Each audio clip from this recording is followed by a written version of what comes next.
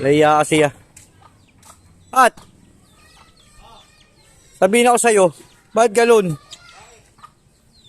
Eh, pinapa-order ko sa'yo eh. Iba in-order mo. Ano pinaporder mo? Pampalakas. Ano magpalakas? Alam mo na yun, gagamitin ko ay misis eh.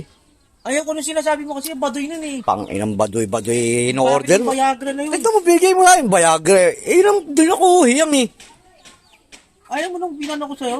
Pangit eh, tangina, hindi ko pa alam paano gamitin to. Ayan o, tignan mo, ayan o. Ayan o. Ayaw mo yan? Ayan o, tignan mo. Di mo ba alam benefits niyan?